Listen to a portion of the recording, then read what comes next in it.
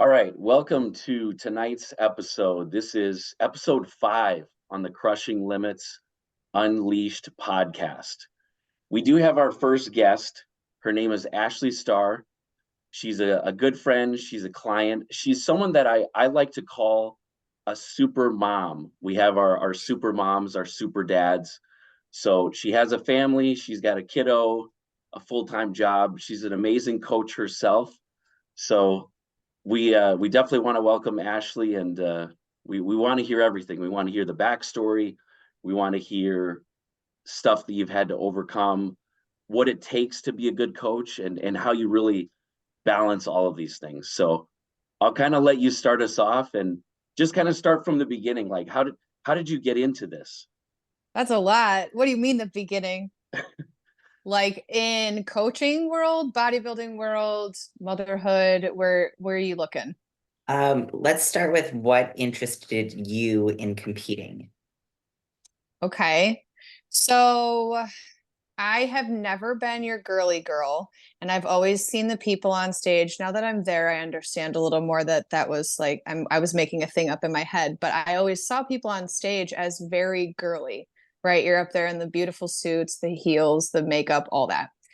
So as I got a little bit older and I started paying attention to this sport, I think it was just being in the athletic world, it was in my face. I had a family member do it. Again, a non-girly girl. Okay. So she did it, caught my eye. I had my son in 2016.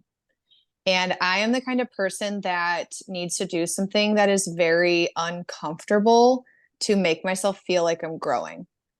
So I had an emergency C-section. And when I came out of that, I thought I need to do something very uncomfortable to get better. And it just popped in my mind about my cousin that was not very girly and did this crazy thing. And then one thing led to another, and I fell into it. And I haven't left since. How long after you had your son did you do your first show or your first Oh, prep?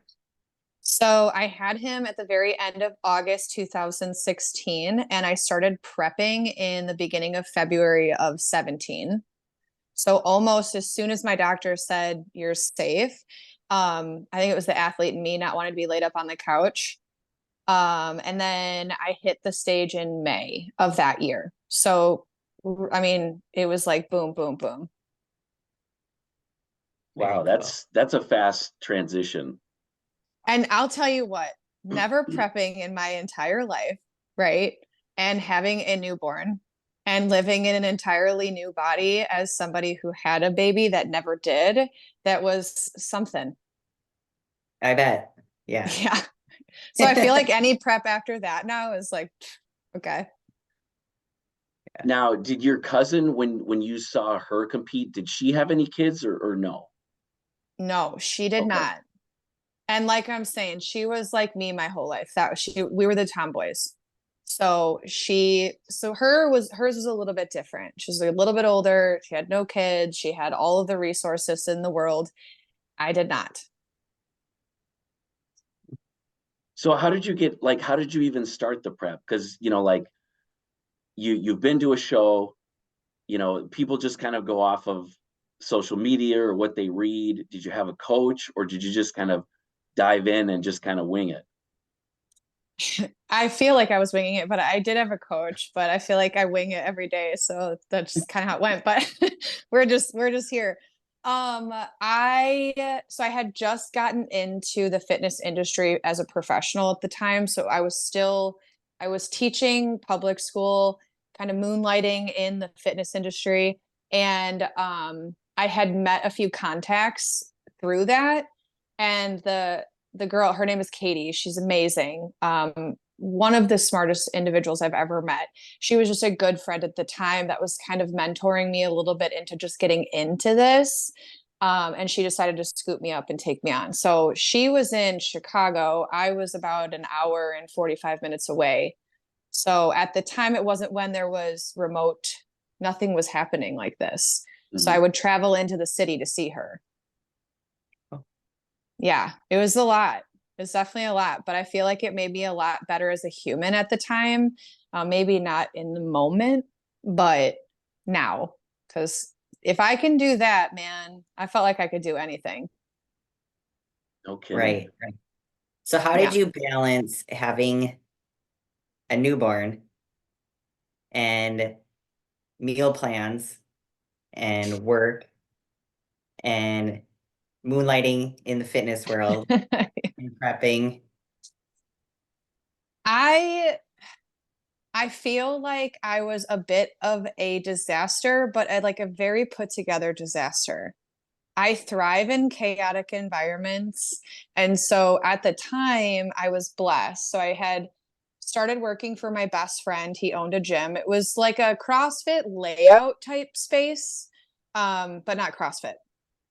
So I was blessed enough to be able to take my son to work and to training. So if Okay. I was going to work, he was there. He was the gym rat, right? He was an infant in his little, I remember very vividly in his little car seat, and I would be feeding him a bottle and rocking his chair with my foot while I'm like trying to bicep curl, like do something. So that I think was the only reason I was able to balance that as well as I did. But food and an infant, that was rough. I probably did a lot of cheating in that prep.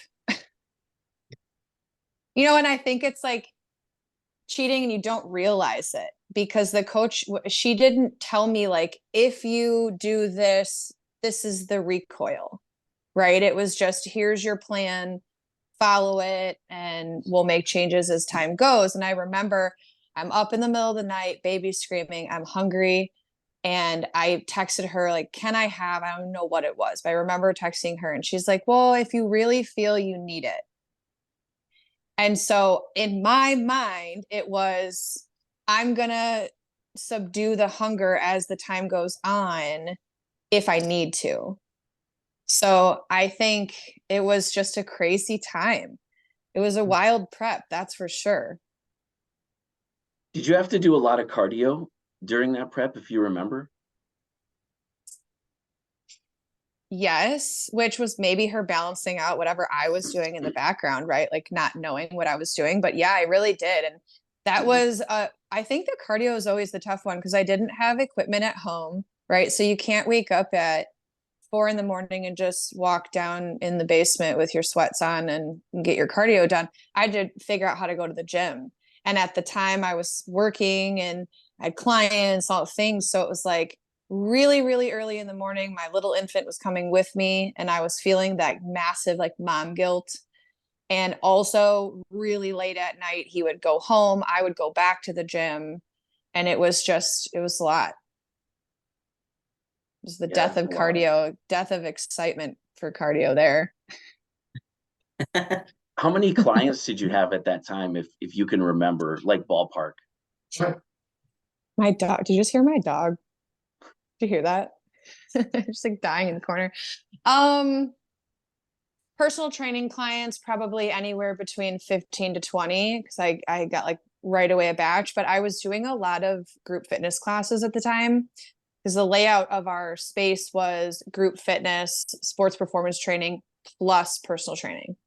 So it wasn't open to the public, it was private. And so I was running, my best friend was doing, he had taken my 5:30 in the morning class for me and he was doing the sports performance and I was doing everything else.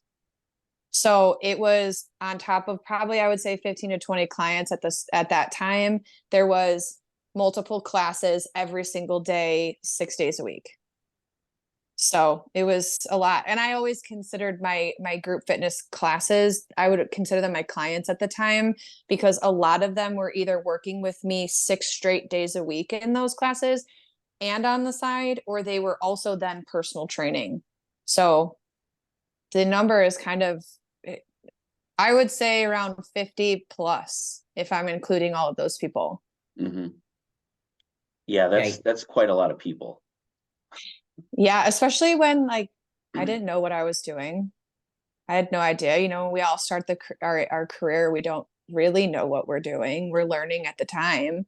I mean, I'm still learning, but I have a better grip now. At the time, though, I was kind of just doing whatever seemed right and what I was learning, and then I'd put it into practice. And it was a big load of clientele, I'll tell you that, because prepping was also new. Hmm. How did your clients take it? Like, because obviously some of them can tell something's different. And some of them probably don't even know, but how did they take it when you're like, that's it, I'm doing this show? Honestly, and I'll say this forever, my clients are my people, and they are some of my closest. I consider them family, and especially the ones at the time. I still have quite a few of them as clients now. Hmm. Going on 8+ years. And they were honestly my biggest support. And quite frankly, probably the only reason I didn't quit. For the bit where they were encouraging me and picking me up when I was tired and allowing me to be like dead sometimes when I was there. This was new to everyone. I was the first bodybuilder in the building. So nobody had ever been like closely related to someone at the time. So they were kind of excited at what they were watching. They were loving seeing it. They were loving that they were not the ones suffering. But they also, I mean, it's true, right? They're like, that could never be me, but I love it being you. And then also for me, it was, if I give up, then I'm kind of letting them all down.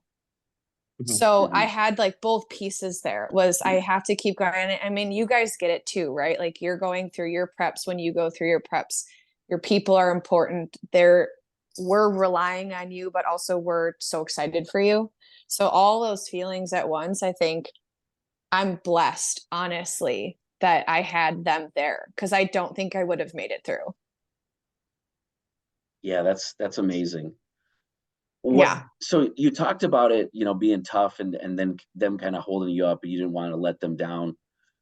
What was it, some of those moments, if you remember, where you did want to quit? Was it just the fatigue? Was it lack of self-confidence? What were some of the kind of the roadblocks where you weren't sure if this was going to happen?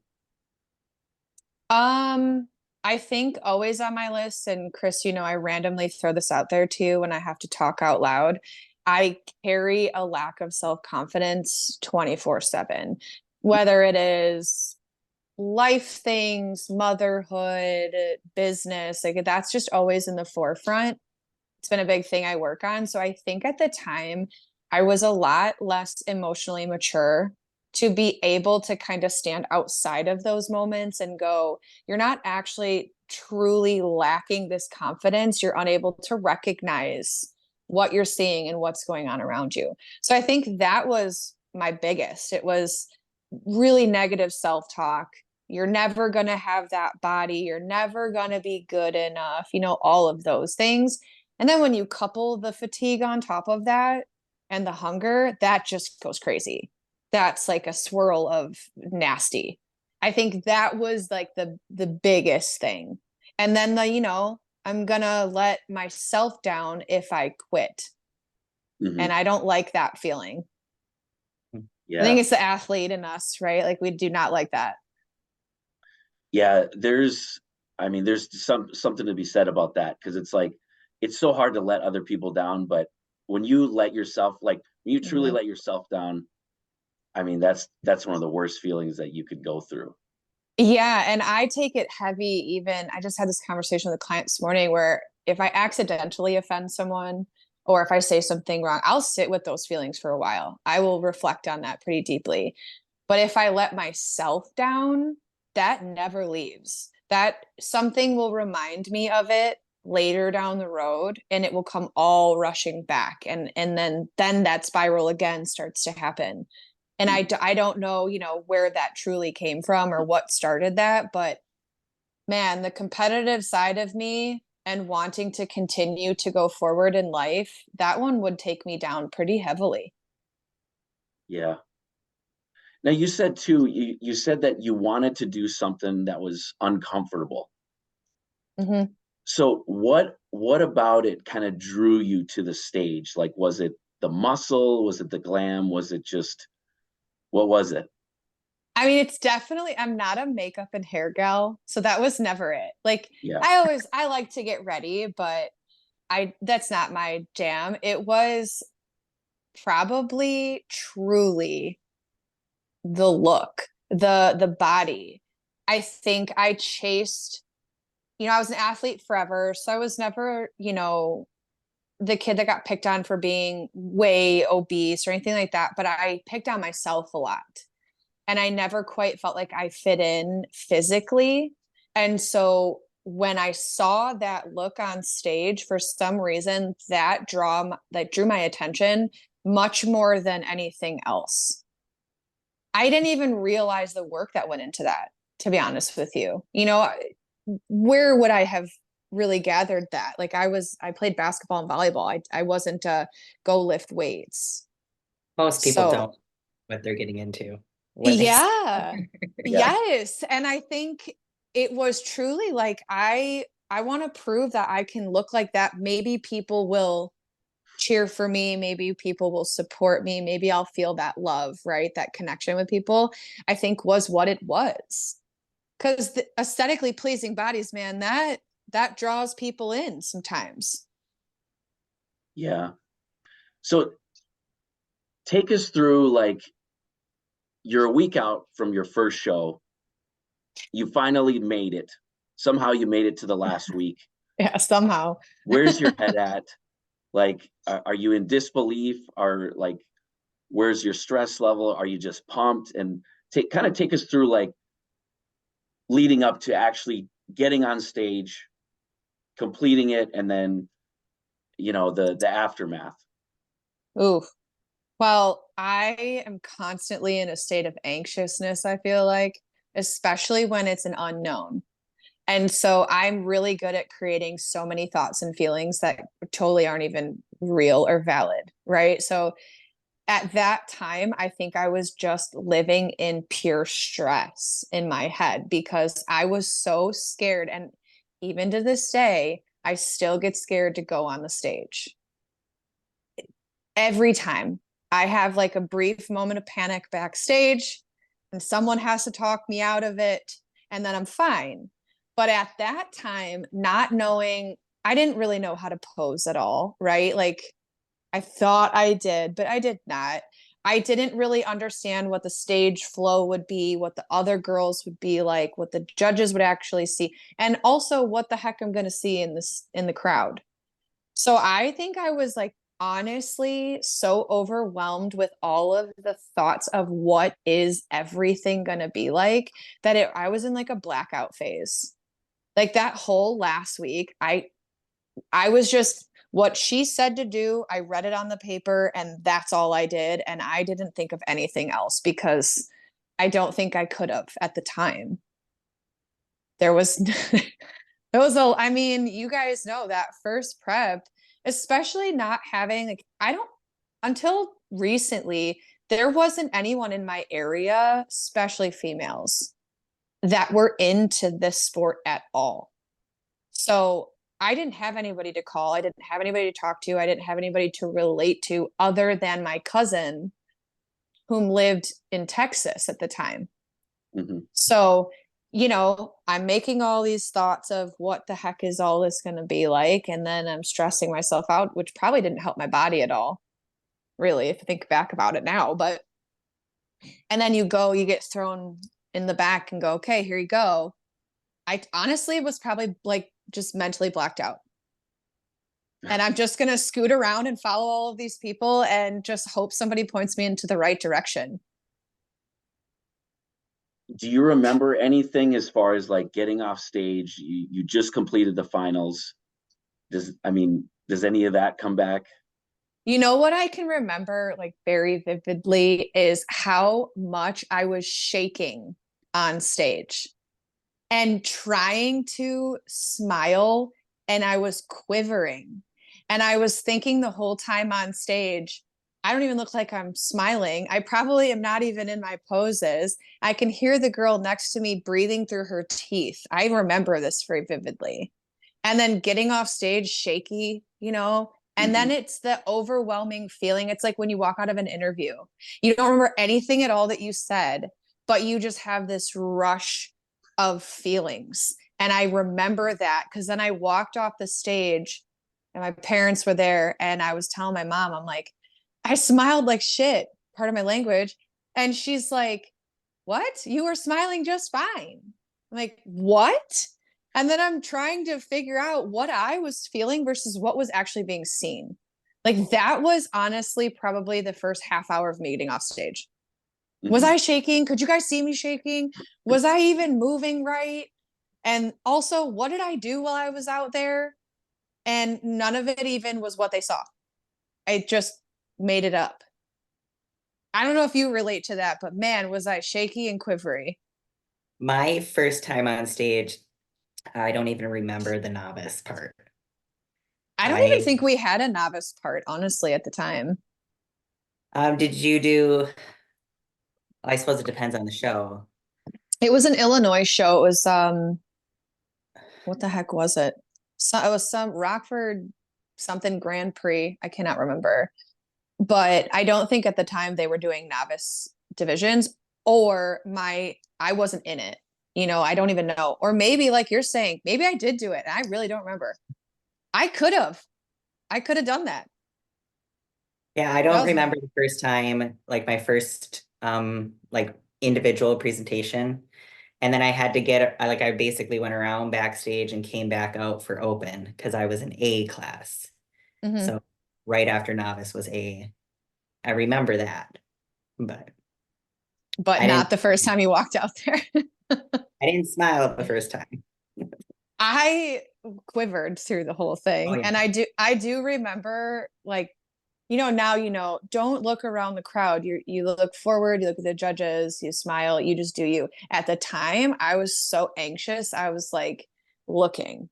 You know what I mean? Because I was so like nervous to be just there that I think my nervous habit was look around. And I'm like, now you look back, you're like, what are you doing? Why would that even be a thing?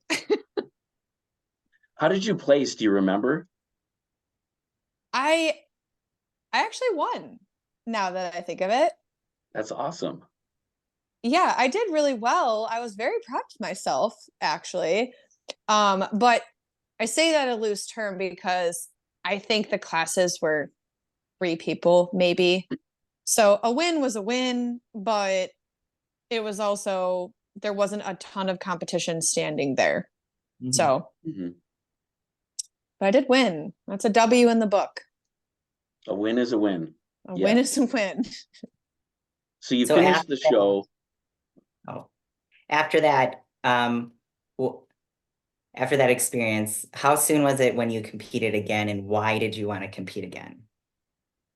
Well, I immediately was hooked because even though I'm like a glutton for punishment, I guess, but like even though I had like the hardest time, I loved it.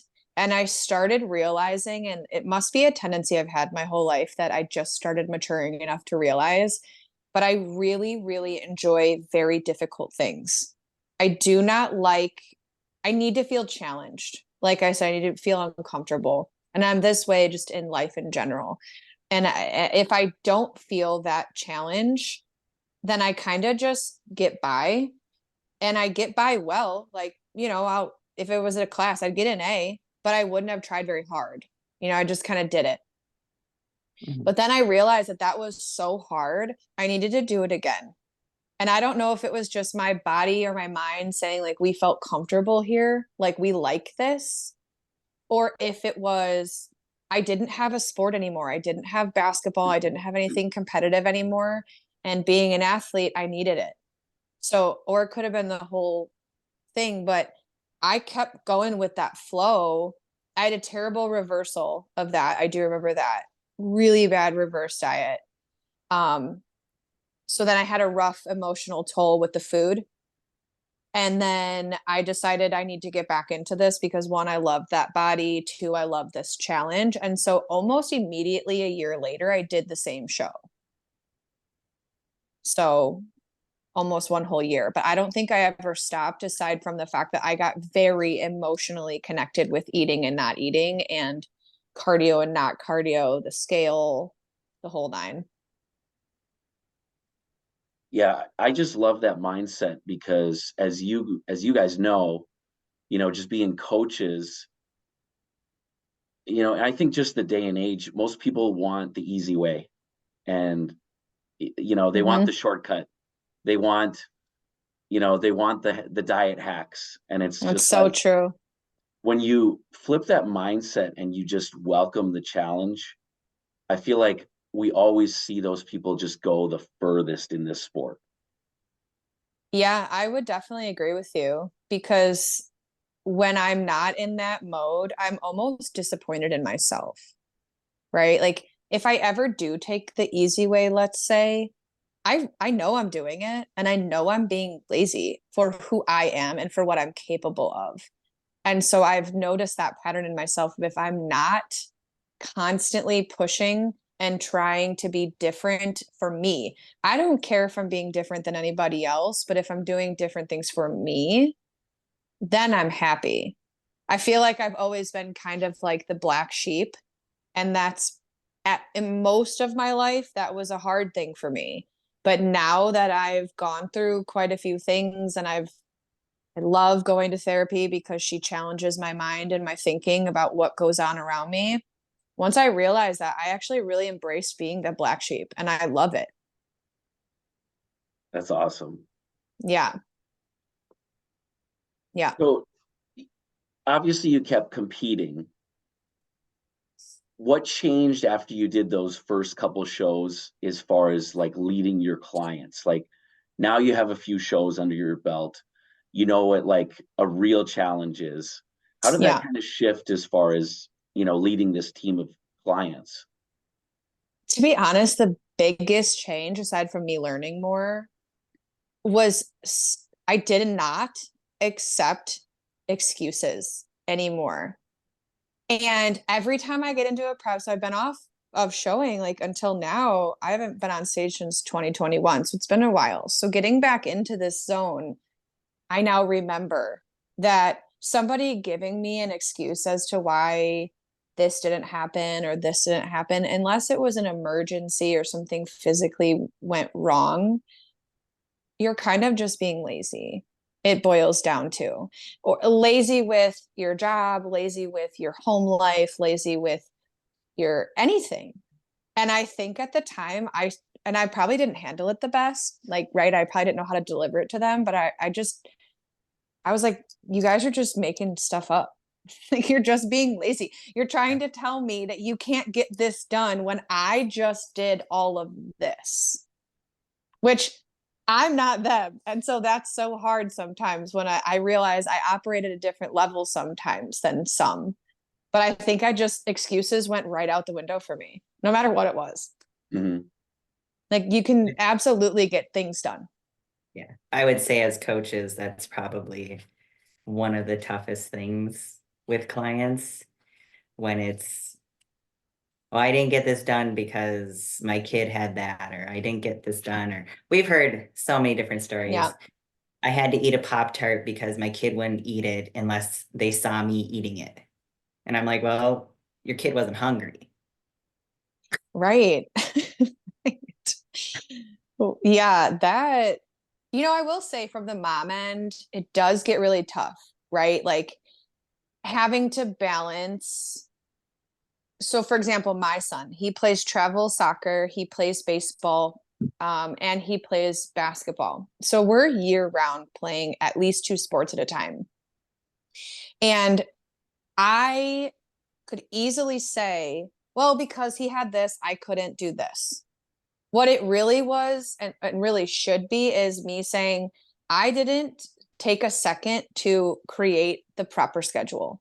I didn't take a second to look ahead and go, okay, this is what my week looks like. This is what his week looks like.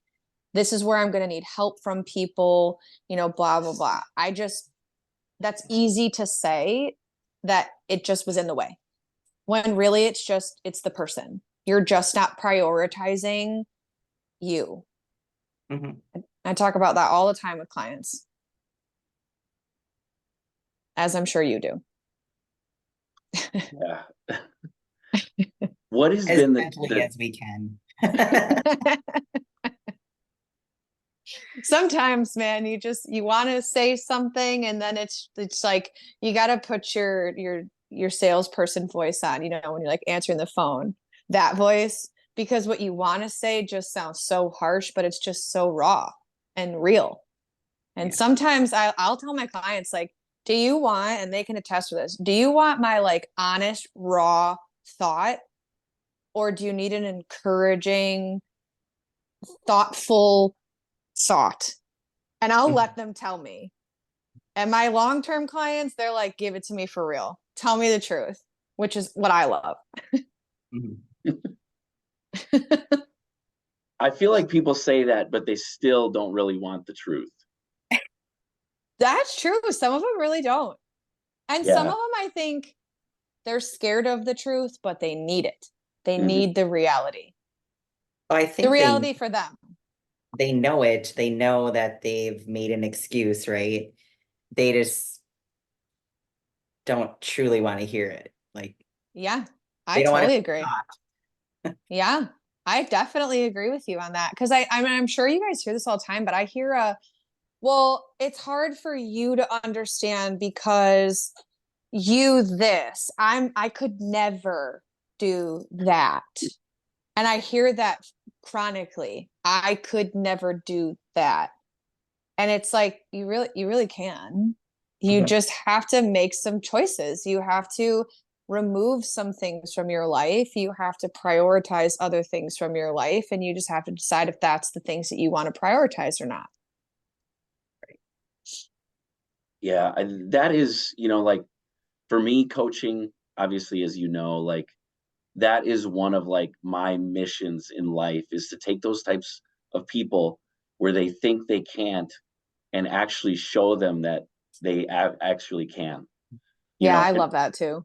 and we have so many people on our team like that where they're just, they come to us, and we've talked about this, Ashley, where if they went to another mainstream coach or a coach that doesn't really give a shit and you're just a paycheck, they would see the picture and they would write that client off immediately saying, Mm-hmm. oh, client's Yep. hopeless, they're not going to follow it. When it's just like, onboarding a client, you don't really know how the relationship is going to go. And some of those people will shock you, as I'm sure you've, experienced, where they will literally do whatever you tell them until the job is done. Mm-hmm. I actually love that. Like I genuinely enjoy it. I know we've talked about this, right? Like I purposely take the underdogs or your average everyday this or the one that another coach turned away or things like that. Like I genuinely enjoy, and my clients know, and I've told you this, I call us the island of misfit toys. We Yep. are just anything and everything under the sun, and some of those people they've crossed into bodybuilding and they have become wildly successful athletes that never thought that they could even be in shape. But Mhm. they have the best mindset. They want to get better. They want to change their family's environment. They want to change what their kids are doing. They want to fix their health relationship with their spouse. They want to encourage their spouse to have a little bit more healthy life. And I think those are my favorite. Whether they get on a stage or not, I love those types of people because they remind me of me, right? Probably. Yeah. Yeah, absolutely. And it's just, I mean, it's crazy too, because like you never know. And you always have, of course, human nature, you always have that assumption, like, how far can this person get? Or, like, are they going to stick to the plan this week? And then after they kind of, you like any relationship, you build up that trust and you start seeing, holy shit, like they're actually following everything that I told them to. Yeah. And then it's like, as a coach, you can see the end picture. They can't see it because they've never Yeah. done this. But it's like you can envision, I know exactly what the end result is going to be. Absolutely. Yeah. I love that when I think I'm like, ah, man, this person's going to be rough. You know, I'm going to love it. I'm going to be here for them because I care deeply, but this is going to be tough. And then all of a sudden they're the you say I do person, and they're having all of these breakthroughs. And those breakthroughs tend to be like they were able to keep up with their job, with their physical job more than ever. Or they were able to, go do with their family something they've never been able to do before. Or all of a sudden their world has come together, like they're way more organized and they're way more efficient. And all of a sudden everything just is like full circle around them. Like that is such a beautiful moment for me, honestly, as a person and as a coach. I love that. Yeah, absolutely. It's probably why I stick in what we do, They're giving me my dopamine rushes. As a right. coach, So, what would you say are like, what is your biggest challenge? Like we talked about, the easy way out and like that type of stuff, but like for you, what do you struggle with the most? Is it balancing between the family life? Um, you obviously you're training firefighters now too. Mhm. Like what's the toughest for me just as a person with all of these things? Sure. Or like in this professional world?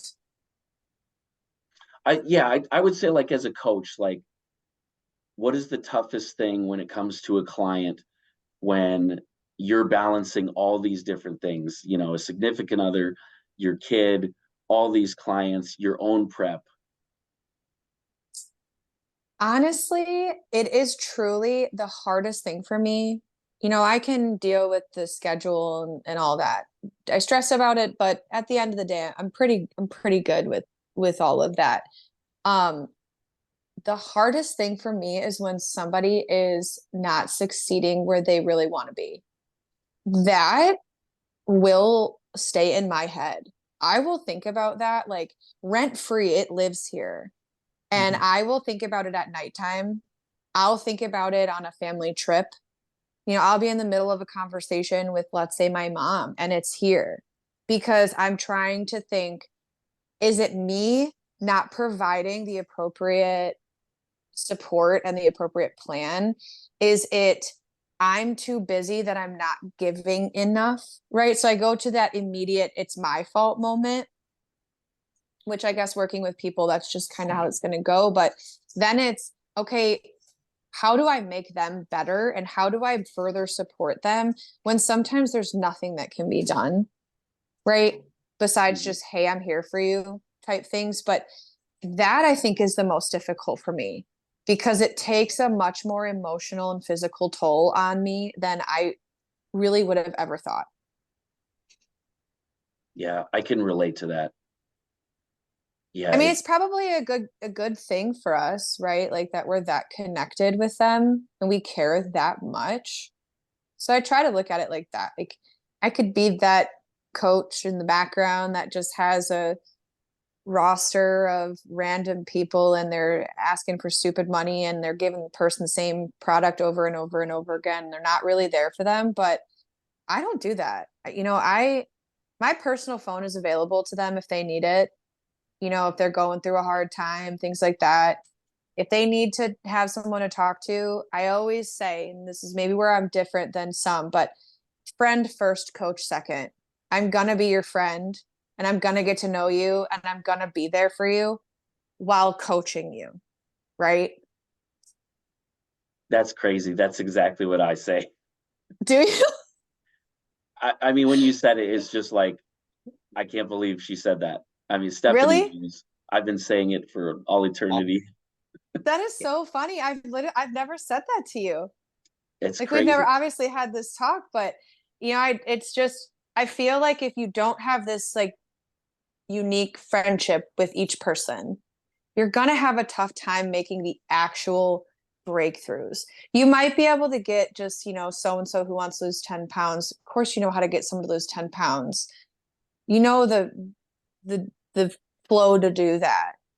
But to have the real breakthroughs, the real life changes, the real growth moments, if you don't have that friendship rooted, you're not even going to even scratch the surface of those moments because they're not going to come to you and you're Right. going to have no idea what they're going through. Yeah. Yeah, I agree 100%. It's crazy you said that. And like for me, it's, just from coaching for so long, things are going to come up. Like as a coach, you have a blueprint for someone, right? And it's like, for the most part, you can navigate it with minor speed bumps. But I feel like that statement is so important to when life throws those curveballs and the unexpected comes. And it's like, we don't need to talk about a show. Like we need to talk about something Yeah, more serious than that. And absolutely. that's not gonna, a coach that is just collecting your money as paycheck, they're not even gonna take the time to have a conversation with you. So it's Mm-hmm. like it has to do with client retention too. It's like, yeah, you might be collecting this paycheck, but the client's never going to resign because you haven't given them a reason to resign. Right. And like, I wouldn't want them to, and that, maybe this is just me, but if I haven't connected to you and you haven't connected to me, I don't want you to feel stuck to me, right? Like, I don't want you to come back because there was clearly something that wasn't jiving. And I'm not going to force that to happen because that's just going to become more stress than anything. I mean, I have some clients that I've had for maybe 8 or 9 years straight, no breaks in training together. And they are my best friends, quite frankly. They've seen me at my absolute lowest points, raw and right there. And they've seen me at my highest points. But one thing we never did was let that like coach world melt over the friendship world and vice versa. You can take off both hats. It's hard to get to, but it's important. And that's why those ones are there. Yeah, I feel like, it does take a special relationship to have that. Um, and they have to have like that certain type of respect for you for when the friend hat comes off and now you're coach Ashley. And Mm-hmm. you have to tell them this is what actually needs to be done in order Do to you reach say something? Do you guys say something to people like, all right, I'm putting on my coach pants or I'm putting on my friend pants right now? Do you guys say something like that? all the time? Yeah. I'll I say have to like, tell I have to tell him like because he's like, well, then you're gonna be mad if I do this to your plan. And I said, do what the coach is supposed to do. You're my Yeah, right. husband, yes. So I'm gonna like vent or do my little fake complaining. Uh, My coach but sucks. yeah, but I mean, we just had this discussion last week. I was like, do what's the right thing to do to my plan. Like, I've always wondered that how you guys navigate the husband wife world, like coach client world, all at the same time. And you work together. I feel like I'd have to be like, all right, I'm your wife right now, and I am just going to bitch and moan. Or I'd be like, okay, I'm your client. Talk to me through the phone. Go in the other room and get on the phone and tell me what's going on so I can like take these apart. Otherwise, I'm not sure. That's yeah, crazy. it gets tricky at times because if I am just like venting about something, he's like, see, I knew you would complain about this. And I'm like, no, like I'm doing the plan. I'm following the plan. I'm gonna do it. I know like why I feel crappy today or something like that. Like I understand it. Like I'm just venting. Like Yeah. women, we need to vent. Yeah. And usually you'll go home to your person Yeah. and you'll just be like, bleh. That's funny. Yeah. If I was you, Chris, I'd probably be like behind the computer every time it's a change. I'll be like, God, she's just gonna hate this. I'm stressed, but I know I actually, need to do it. she'll be eating breakfast right next to me, and I'll like text her plan, and then I'm just kind of like looking away. I do that too. I coach my man and I'll be like, oh man, you are gonna hate me. And he's like, what? I'm like, nothing. You'll see. Because it goes to his plan. And then he sees it. So Yeah. we just joke now. Like I'll joke in third person, like with him or, with my clients at the gym. I'll be like, oh man, you guys really should talk to your coach. She really seems nasty. That's awesome. Little third person joking. The one nice thing about living with your coach, though, is I don't like my progress pictures. So Who does? he takes them and I don't see them. Oh, that's so nice.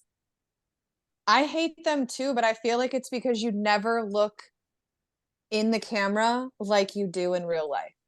Yeah. I hate them. Yeah, that's understandable. I don't show them to her because I know she's not going to be happy. So there's no point for me to even discuss Yeah, this. right. You just take it away and just send her the plan as breakfast is happening. That's it. Yeah. I actually will take the side by sides that we send to you guys. I'll take those and I'll send them to the man, and he'll red marker around them, but not like, oh, you need area of improvement. He'll red marker and then like a bulleted list of what's changed in a good way. Oh. Yeah, it's actually super helpful because I remove like the negative emotion of what I'm seeing, or Yeah. rather not seeing, and now I'm from someone else's viewpoint. I'm seeing the differences they're seeing. So that's been really nice. That's something new that this is new, this prep for me. So every week I get a red circled bulleted list of what's going on. That's awesome, though. Yeah, but then, because I'm a woman, I'll respond back and be like, okay, period. Like, sure. Um, But, um, so you're in prep now. How many weeks out are you? 10, 9. 9. This I is knew why we it. have you. This is why we have you. How has prep been this year? Because it's been a I, little while, you said. yeah, but it's like been so easy. And that's Okay. so weird to say because usually I feel like just this insane challenge, right? But I think this one, because this is our first prep together, I think it's efficiently put together, right? So because it's efficient, it's easier. You, it's just happening. do you feel you're more like because you've done it a few times, you're like ready to handle it, or because you had that time off, that was a good thing for you mentally going into this prep? I think it was a few things. First and foremost is you guys massive change to I have loved every coach I've ever worked with. They're great people. I truly have a good relationship with anyone I've ever worked with. I was terrified to make the leap out of a coach because I cared about them so much. So it wasn't like a lack of me liking them. I think one, it's you guys and your plan, the way you attack everything, the way things are unfolding, top notch up here. I know I've told you this before. You guys deserve triple what you think you even deserve. But I'm in a much different place in my life than I was my first few shows and my last show. I'm in a different relationship. Um, I'm in a different mindset. I've been doing a lot of mental health work. I've been seeing my therapist for years, a couple years now at this point, maybe 3. So I think all of that together, I'm in such a better environment in general. And I don't know if I worked through accidentally or on purpose my emotional connection to food, because that is now gone. And that was a big one for me. I was never a stress eater or an overeater or anything like that, but I do love eating. Like I love eating. I love food. I know you love food. Oh, We yes. talk about, yeah. I love food, but I don't think about it anymore. I don't look forward to a certain meal or a this. Like, yeah, I get excited for a refeed because that's a lot of food. We love that. Mhm. But I don't like I would say dream about it anymore.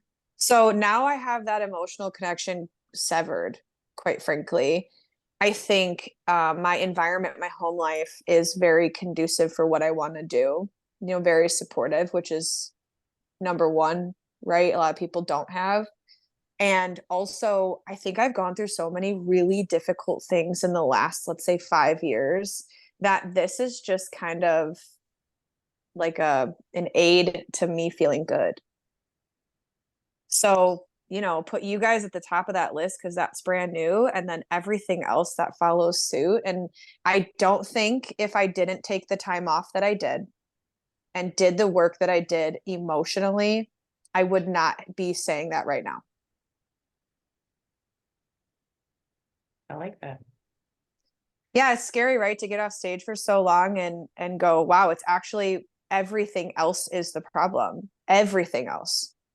What I'm thinking, what I'm surrounding myself with, what I'm doing, I thought I was there until you realize you're not. And then you'd start digging through yourself and everything that's going on. And now I feel like I don't think we've had many hiccups in what is this prep. I from the coach's eye, I haven't gotten those like red flags of, all those crazy things getting dropped in or the comments, whatever. So it's like I feel like my body's just responding because I'm healthy in every way. I think that's genuinely the how this prep is going. I feel really, really good. That's awesome.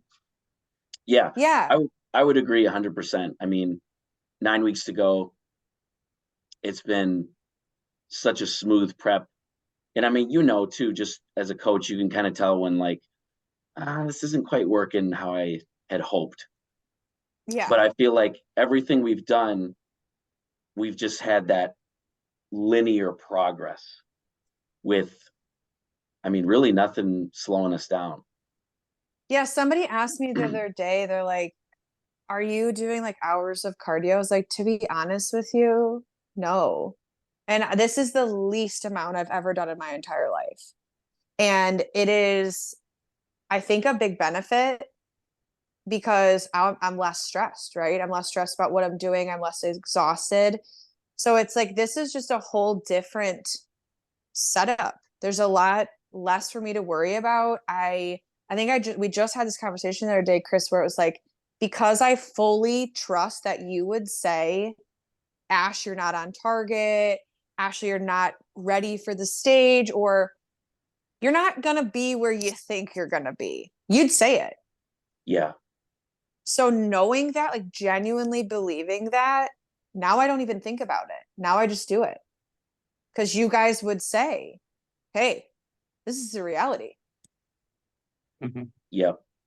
Yeah. 100%. I think it's so key. And I always, clients will always tell you that they really appreciate your honesty because no one wants to go up there and get embarrassed or look at the pictures and just be like, I can't believe my coach let me go up looking like this. Yeah, but I don't know if you guys agree or disagree, but I feel like the very serious athletes are the ones who appreciate the honesty.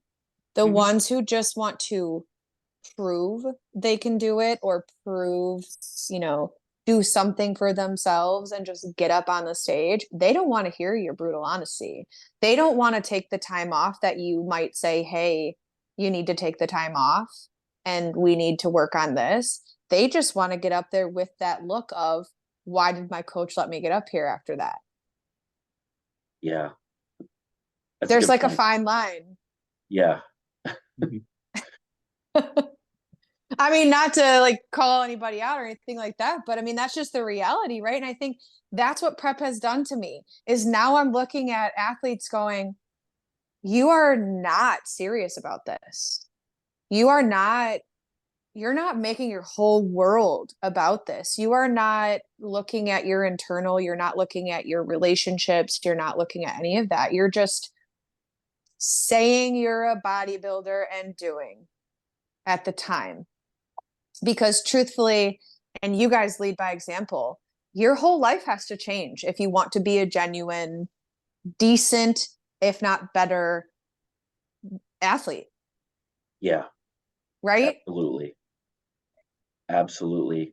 I think that's the toughest part to kind of convey to a client who does have those big aspirations. Cause I mean, we see it all the time, right? Every day we get a client Stephanie, I want to turn pro my first show. I want to turn pro. I want to get to the Olympia. I want to win my first overall. And it's like, Yeah, well, we yeah, all do.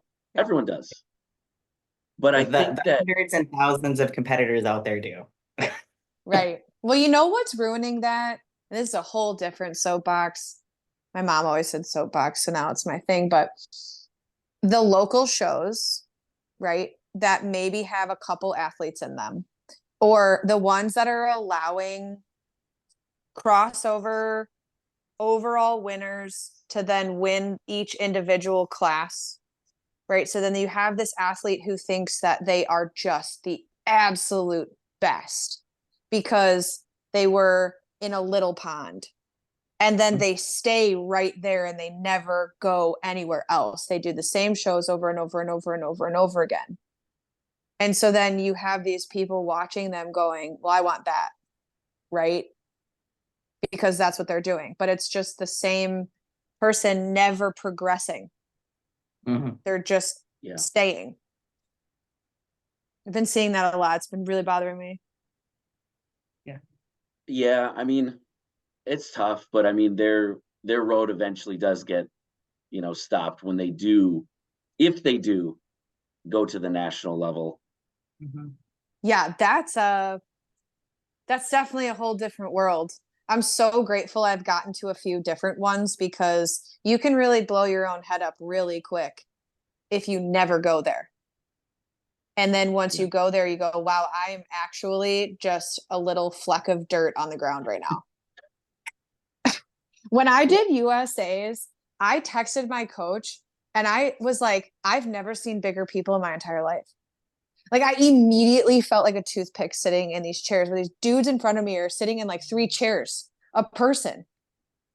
I'm like, this is something that any athlete that wants to go further than their tiny local show needs to see. That's a whole different world. Yeah, this could be quite the soapbox, but depending upon what region area you're in, your local shows are what they are, right? And some people don't understand, or I don't understand why they don't get it, why they're delusional, because social media is so huge. You can see the pros in half a second if you pull up your Instagram, but these, you go to a small local show and you win and you get a big head, but do you see the pros? But also some of the local shows, and I could go on forever about this, but like some of the local shows, the overall winners that they're crowning, overall winners are like, what? I think to myself, right? Like I get speechless sometimes. I'll watch these shows from home and I'll of course like keyboarding, trying to find all the comparison shots that are going getting put up and all the things. And I'm just sitting here thinking, what is going on? Why, if you're trying to prepare people for the stage, the national level stages, why is this an okay and acceptable situation? Right? Like obviously you have to crown someone, they're the winner, blah blah blah. But like, where's the standard? Yeah. And that's why all your people, all the people think that they're just going to be an IFBB pro 2 shows in. Yeah. And it can happen. We hear those stories, right? That's so crazy. But there's more people that turned pro that did way more than one show.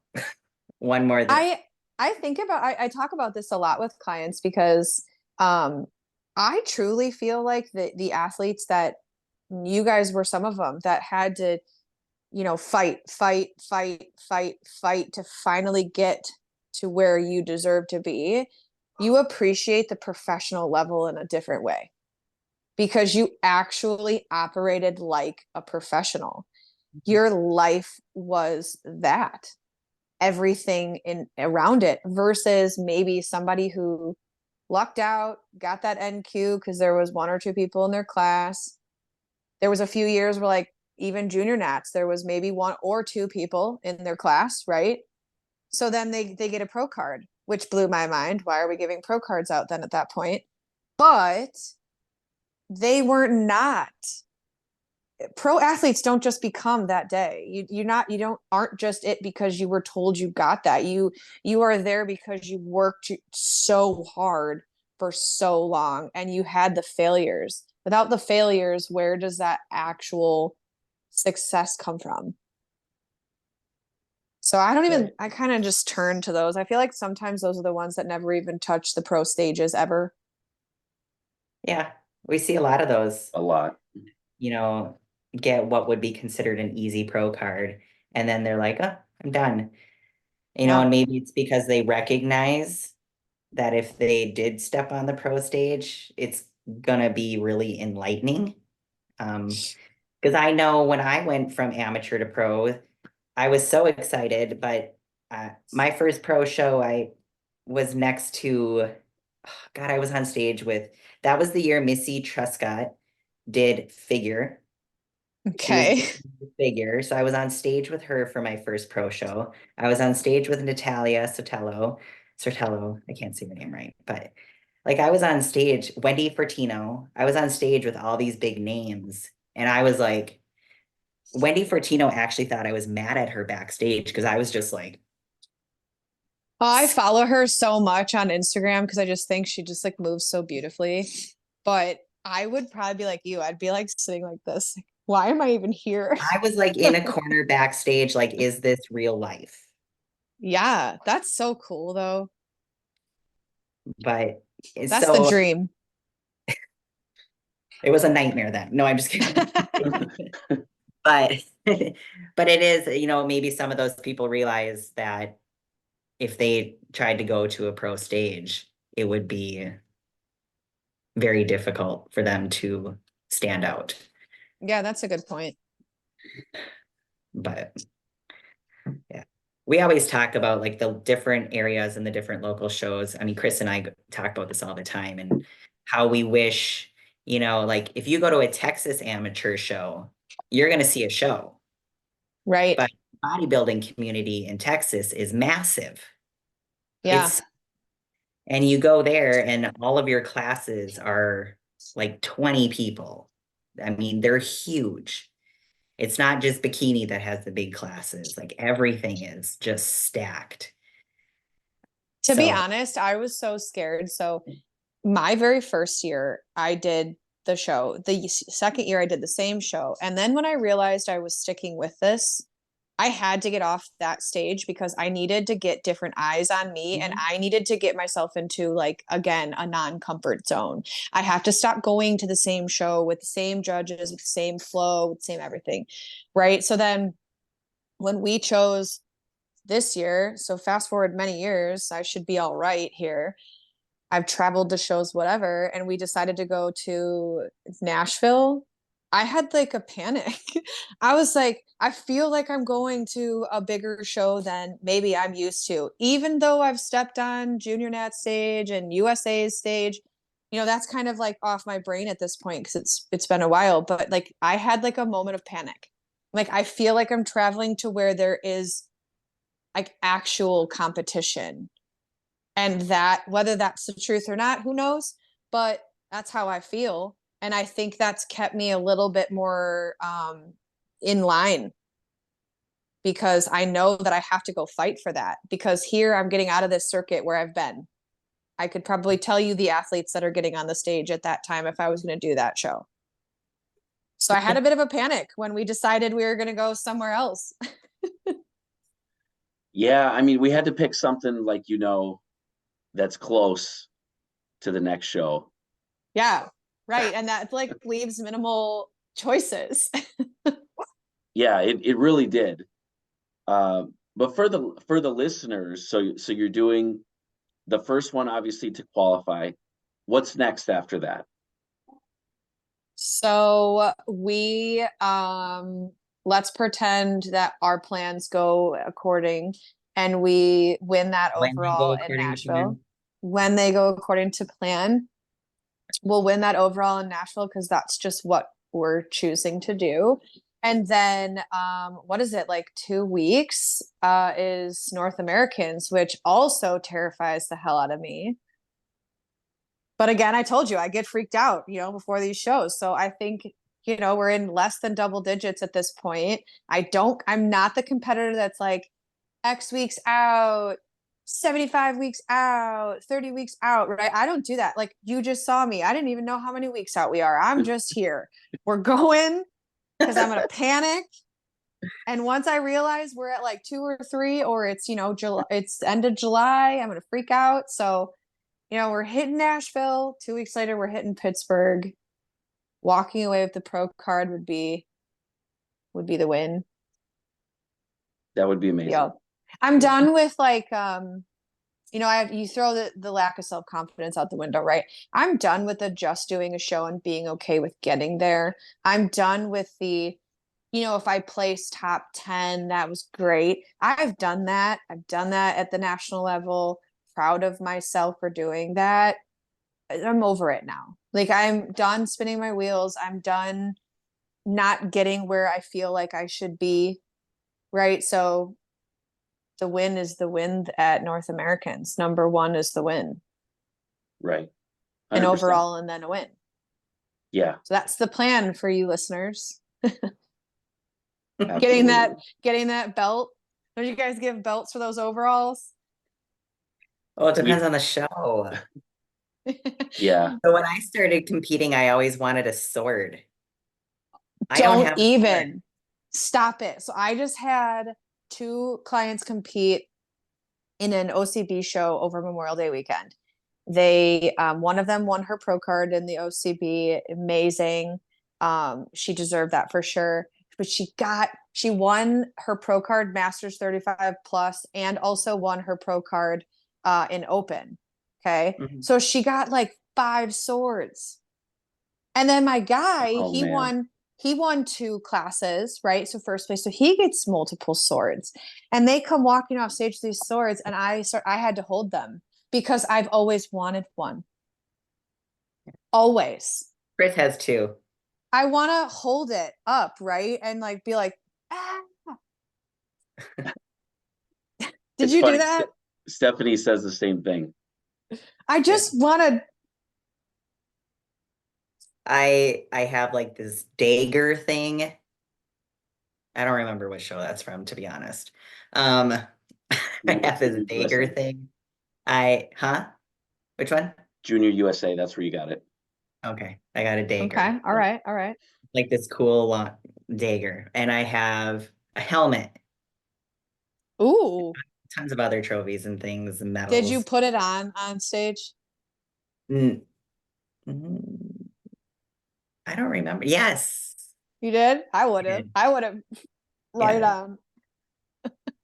on. But I've always wanted a sword. I wouldn't mind a tiara. There's very few shows that do a ring. A ring would be pretty cool.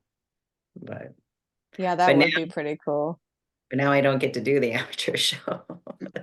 And now every pro show, it's just a medal. What a bummer, man. You get to that pro league and you don't get those rings and swords. I suppose a few of them still do something, but the ones I've done, everything I've gotten is a medal. I've actually never gotten a medal, only ever trophies.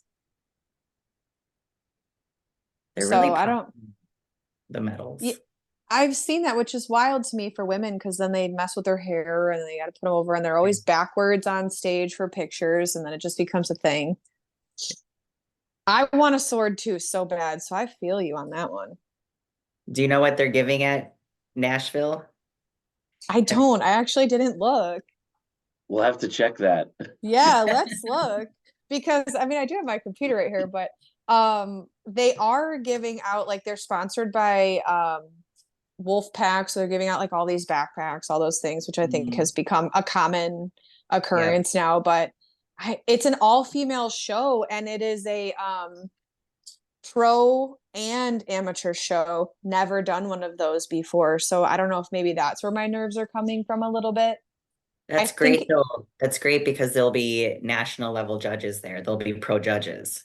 Yeah, I thought that was a pretty neat thing. So we're going back into this very uncomfortable moment for me, right? Because I'm going to be in front of that and I get to, you know, I'm going to see these these women who have gotten where they've gotten, and that's scary. So it's scary, but also cool.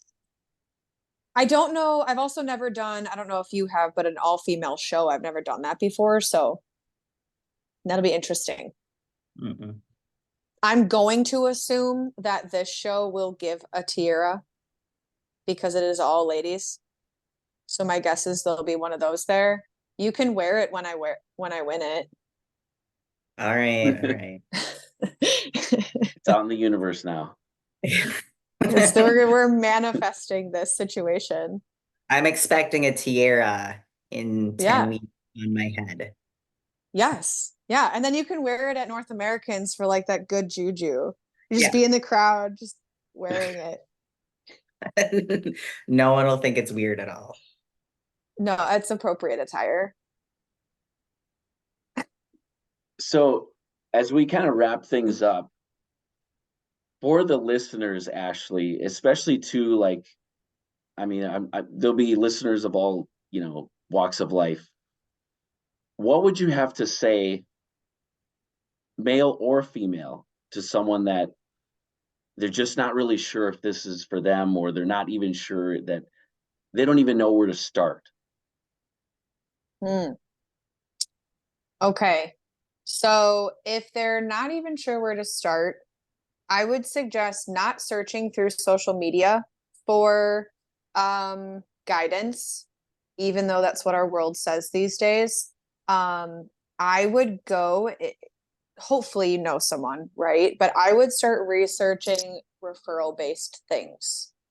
Like I did not find you guys through social media, although I was following you. You guys had athletes in a show. I don't even know if I told you this, but you guys had athletes in a show years back. Um, and I think either you or some of your athletes were sitting in front of me at the time at the show, just watching. And I got to talking to Parker.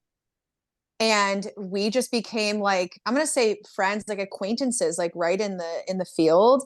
And we synced up on Instagram or something. And it was just we'd randomly be like, hey, great job, or cool, like so excited for you, kind of like that.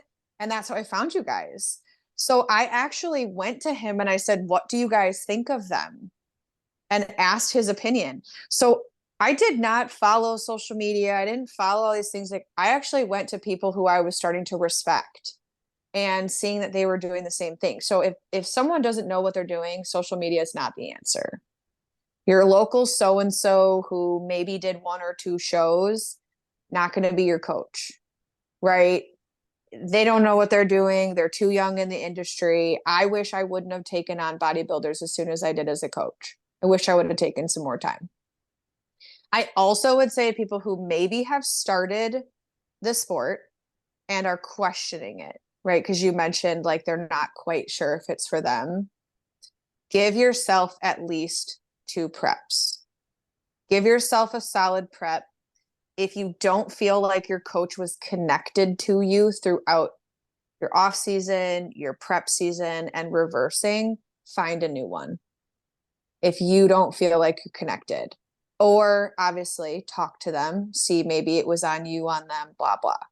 But then give it a second go, because I think your first show is just so much, especially if you don't have a group around you. You don't have people who can relate to it, people who've gone through it. So that would be my best advice. Ignore social media, forget that. It doesn't matter what the TikTok is saying or what like Coach Joe from whatever gym, how many pro wins he has on his, bio, or what he's selling you, or how good he's saying he is. Like, actually do some research and ask questions. I think that's maybe where people don't know. Question the coach. Ask them what their education is. Ask them what their experience is. Ask them things that will challenge them and see how they respond. Mm-hmm. Because I mean, right, you guys probably get people who, they think they had the best coach, or they think they had the whatever, and they really had a really, really shitty person or a really shitty experience, but they had no idea, right? You don't know. Challenge, ask questions, get off social media, and give it 2 go rounds. That would be my best advice. Love it. That's so key. But going back to social media, what if someone wants to follow your prep? How can they follow you? Me? So I am on the gram, right? So I'm there. I think I don't know what my name is. Ashley K Starr, 2 R's. Or I could be found through you guys. Of course. I have a Facebook, but I feel like Instagram is like where the world is now. I got myself off TikTok, so you're not going to find me there. I don't do We the don't. TikToks. I I don't. don't I don't even like this. I don't understand it. I'm gonna be 35 tomorrow, actually, you guys, tomorrow. And I feel like I aged myself like 50 years by saying I don't really understand how to use TikTok. I don't get it. I don't get the point of it. I don't know. So if you guys want to follow me, I'm on the gram. I would love it. I'll follow back and follow the journey. Awesome. Well, what are you doing for your birthday? We didn't know that. Yeah, tomorrow's my birthday. I'm I'm so lame. So 8:30 a.m. we're getting a new air conditioner. I'm gonna have really cold air, and that is very exciting because I'm not gonna survive this 93 plus heat with a broken air conditioner. So that's present number one. And then I'm gonna go to the gym and I'm gonna spend literally as much time as I want to there. It sounds like That's a my perfect day to me. Yeah, I think I'm probably gonna see my mom, mom and dad and my sister and such, my brother, but my bulk of my plans are take as much time as I want to at the gym. Yeah. Big plans for 35, an AC and some gym time. There we go. Well, it's been a pleasure having you on, Ashley, and we unpacked a lot. That was pretty motivational to say the least. Oh, I'm so glad. I honestly thought when you asked me if like to come on here, I thought you were texting the wrong person. I was like, me? I'm so honored. Yeah. Yeah. You fall into that supermom category. Ah, I'm just getting by, you know? Well, you're getting by pretty good.